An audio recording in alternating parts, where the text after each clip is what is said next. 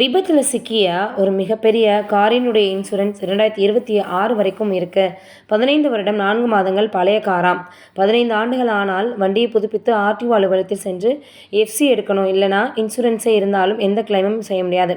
மிகப்பெரிய அளவில் இப்போது தாவேகாவினுடைய கொடிக்கம்பம் விழுந்ததில் ஒரு காரே காயலான் கடைக்கு போடக்கூடிய அளவுக்கு ரொம்பவே நசுங்கி போயிடுச்சான். என்ன இருக்குது அப்படின்னா 15 வருடம் 4 மாதங்கள் பழைய காரா அது. இப்போ இன்சூரன்ஸ் எதுவும் இல்லாமல் ஓட்டி கொண்டு இருந்திருக்கிறாங்க. நடிகர் விஜய் தொடங்கிய தமிழக வெற்றி கழகத்தின் 2வது மாநில மாநாடு மதுரையில் நடைபெற இருந்துச்சு. தூத்துக்குடி நெடுஞ்சாலை பகுதியான பாரபத்தியில் 56 ஏக்கர் நிலத்தில் பார்த்திங்கன்னா இடம் தேர்வு செய்யப்பட்டு மாநாடு நடைபெறதுக்காக பிளான் பண்ணியிருந்தாங்க.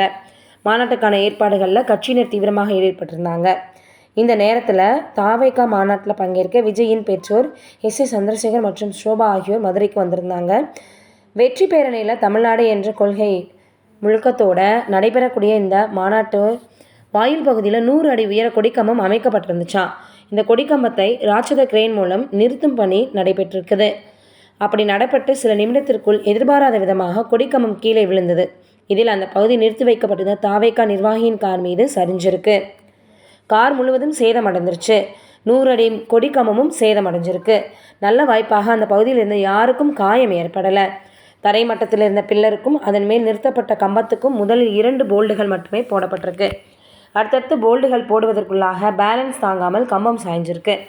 சிறிய ரக கிரேன் பயன்படுத்தப்பட்டதும் விபத்துக்கு காரணம்னு தகவல்கள் தெரிவிக்கிறாங்க. கம்பம் நிறுவ பயன்படுத்தப்பட்ட கயிறும் ஒரு காரணமாக இருக்கலாம்னு சொல்லப்படுது. இது குறித்து விபத்தில் சல்லியான கார் உரிமையாளர் தினேஷ் சொல்லும் பொழுது, விபத்து நிகழும் சில நிமிடங்களுக்கு முன்பு வரை காரில் தான் இருந்தேன். தண்ணி குடிக்க சென்ற நேரத்தில் தான் இப்படி ஒரு விஷயம் நடந்திருக்கு. விபத்தில் சிக்கிய அந்த காரு இன்சூரன்ஸ் முடிந்து 1 மாதம் 5 நாட்கள் முடிஞ்சிச்சான். அந்த கார் 15 வருடம் 4 மாதங்கள் பழைய காராம். இன்சூரன்ஸ் எதுவும் இல்லாமல் ஓட்டி கொண்டு இருந்திருக்கிறாங்க. காயலான் கடையில் எடைக்கு மட்டுமே போடப்படும் நிலையில் இருந்திருக்கு. சல்லி பைசா கூட தேராத அந்த காரு இப்போ விபத்தில் சிக்கியதுனால அந்த உரிமையாளருக்கு பம்பர் பரிசு எடுத்திருக்கு. அப்பளம் போல் நொறுங்கிய இனோவா காருக்கு பதிலாக புதிய கார் வாங்கி தருவதாக இப்போ தாவேகா உறுதியளிச்சிருக்கிறாங்களாம். நீங்கள் என்ன நினைக்கிறீங்கன்னு கமெண்ட்டில் சொல்லுங்கள்.